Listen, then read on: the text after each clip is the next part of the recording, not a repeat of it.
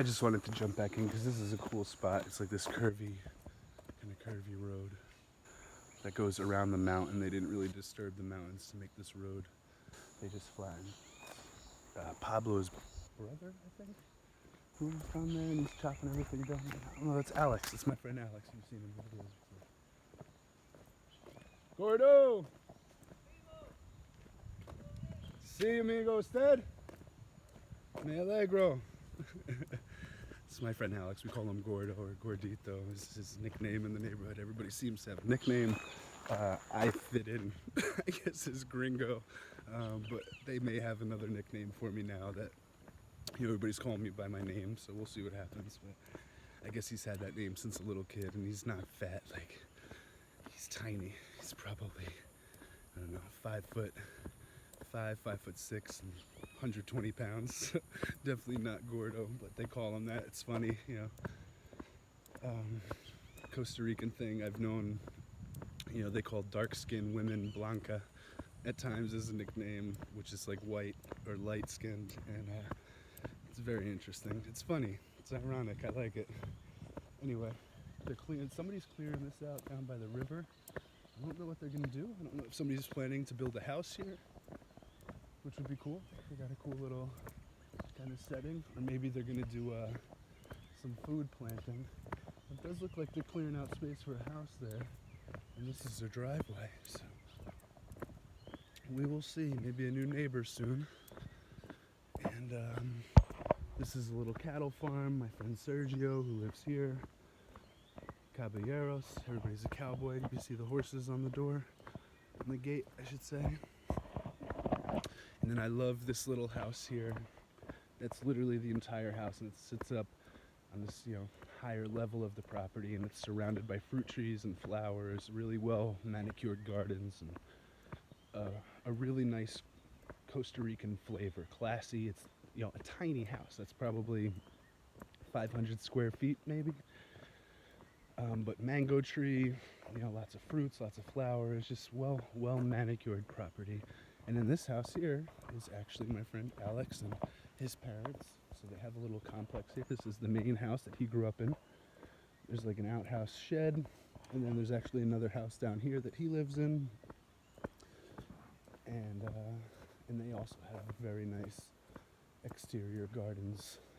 Not much is flowering. You got the little orange ones there, some pinks. There's also fruits. This is a caimito. We've got a bunch of fruits here in the backyard.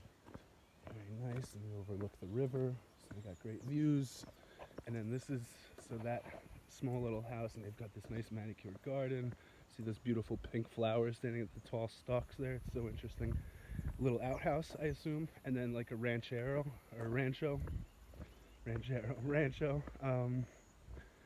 Maybe another storage area. And then here we are. So this is going to be my walk. I'm not really going to record it, just when I get to river a bit.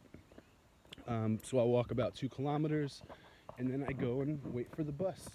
Normally on a hot day, I bring an extra shirt, my little bag here, and as I'm waiting for the bus, I take my shirt off because it gets a little sweaty. I drape it over a tree branch, let it dry out a little bit as I cool off, and I bring a small towel with me. Let me see if I have that here. Yeah, so I have a small towel always. Wipe my sweat off occasionally, deep breaths, calm myself, cool myself, Wim Hof it, but the opposite,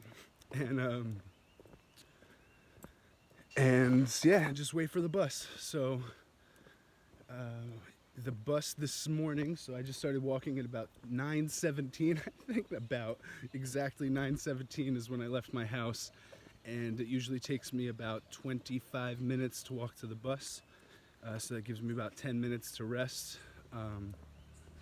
Today I may be a little late, but thankfully there's no sun, so I'm not going to be sweaty. I won't have to cool off really.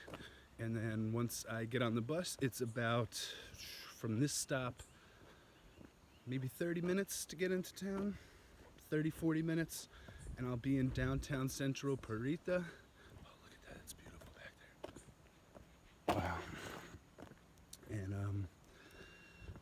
And I'm just gonna do a walk around Perita today. I have a few things I've got to grab, Thankfully, all my bills for the year pretty much are all paid for, taxes and everything, so I don't have to do like anything as I have in the past few weeks, and that's why you haven't seen so much from me. But beautiful hawk, falcons. Great. I love this place.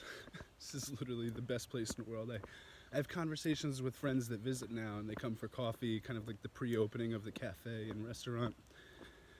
And we get into discussions, and we just talk about it. I said, you know what, I really think that Vasconia of Parita, this area specifically, it's got to be in the top 10 most beautiful places on earth because of the physical beauty, but also the nature of the people, just what goes on here in general.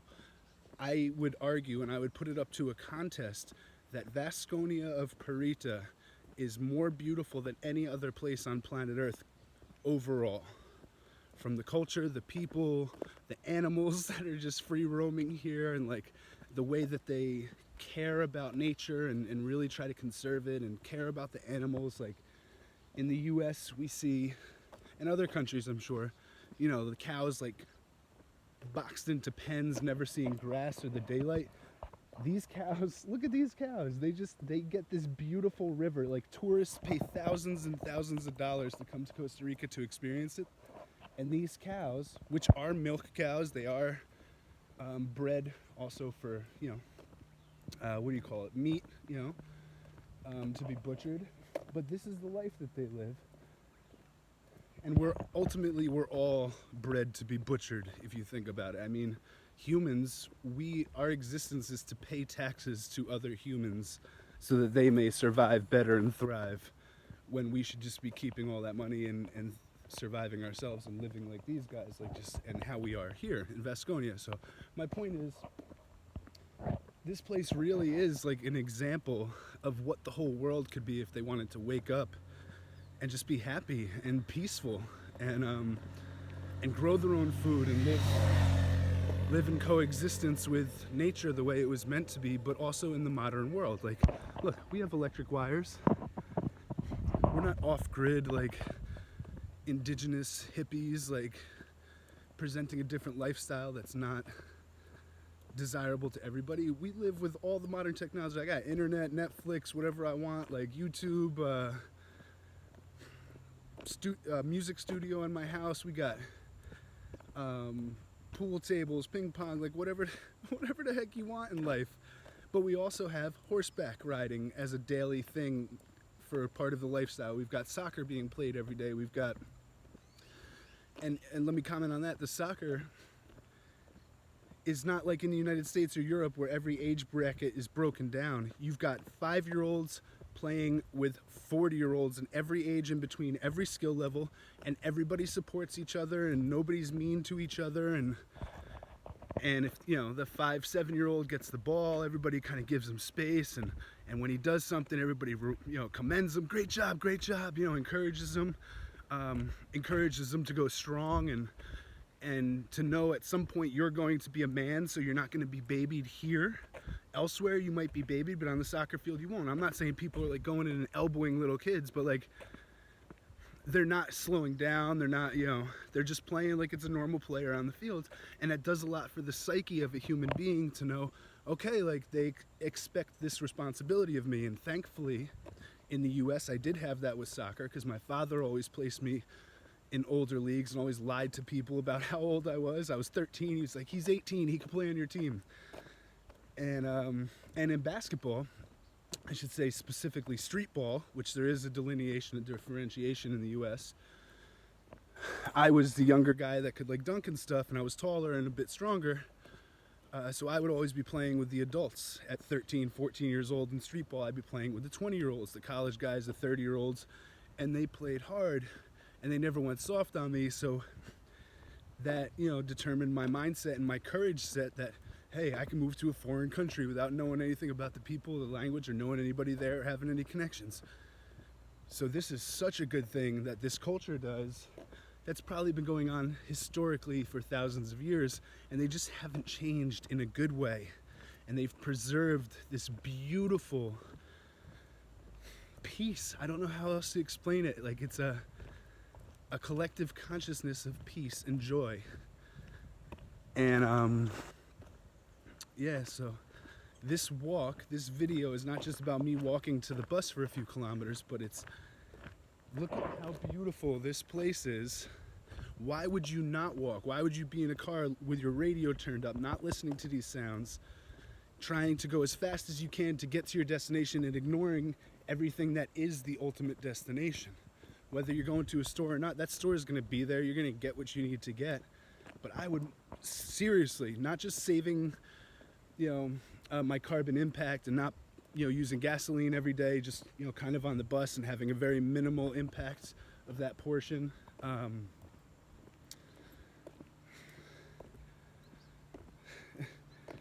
This is life.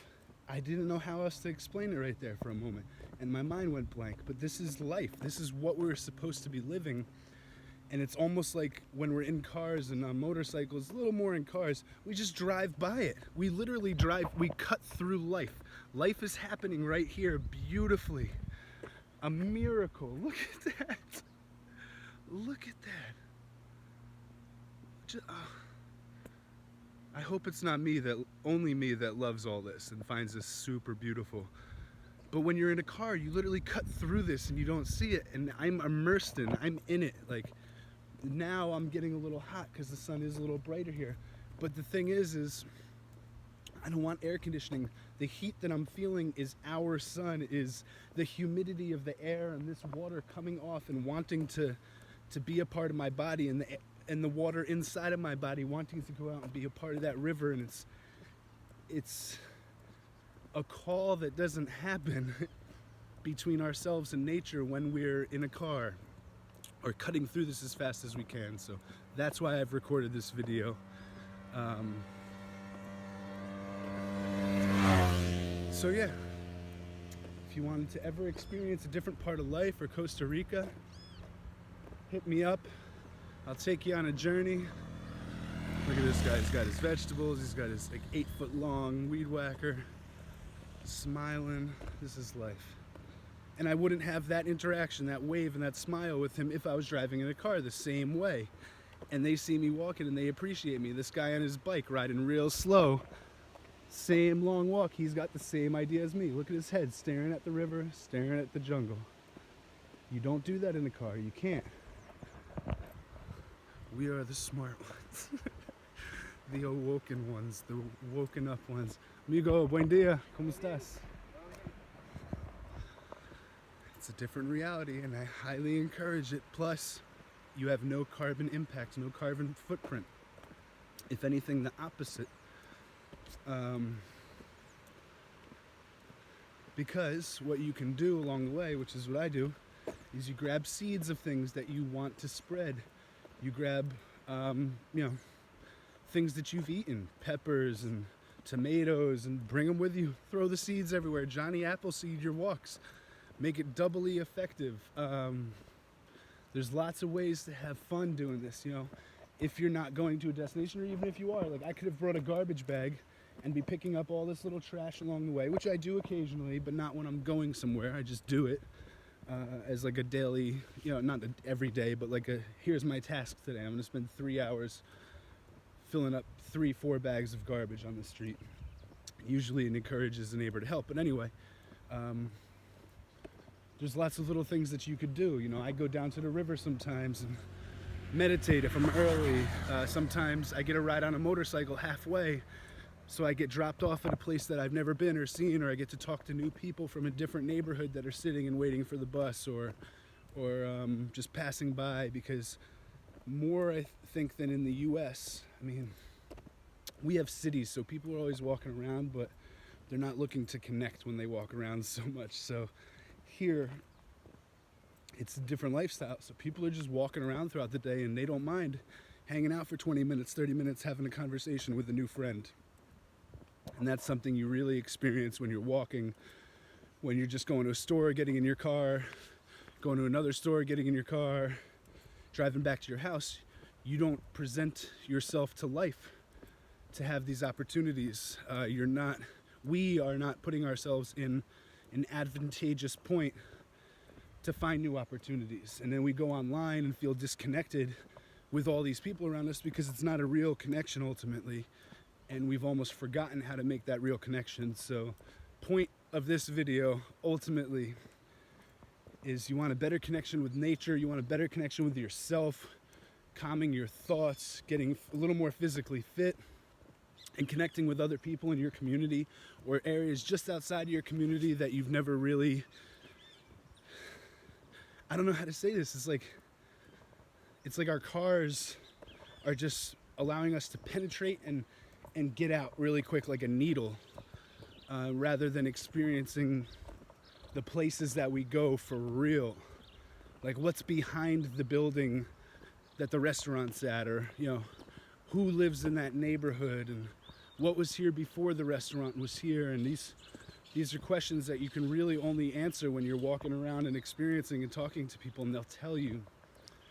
But if you're just penetrating like a needle and pulling out and getting out of there with whatever you needed, it's a very impersonal experience, and maybe it's leading to a lot of people's unhappiness in the world currently. Could be. I'm not a sociologist, but I am very happy, and this is a part of my regular lifestyle, so maybe there's something to that. Maybe one day a week I would suggest. I know it's not reasonable to just go sell your car and walk everywhere or find public transportation and figure out a whole new lifestyle, but try one day a week to not use anything gasoline and get yourself around in other ways. Even if you're on a bus, yeah, you're using gasoline, but I'm pretty sure in the US most of the buses are going electric at this point. So if you're in the US, you've got an advantage. Here we've got the 1970s school buses from the US that they probably sold Costa Ricans for $20. And yeah, anyway, hopefully soon we get up on the electric, because Costa Rica is really at the forefront of ecological science and intelligence and integrating it into public policy. So hopefully soon we're all electric here in many different ways. But for now, your body has electricity. You can use it, walk around, start with one day a week. If it feels good and it's helping you, do it 2 days a week, and then start to scale back your use of petroleum vehicles and other things. So peace from Vasconia de Perita. I just thought, man, what a great sign for Vasconia to live long and prosper. And here's my bus, perfect timing. All right, he's gonna turn around. I'm gonna dry off a little bit. I will talk to you soon.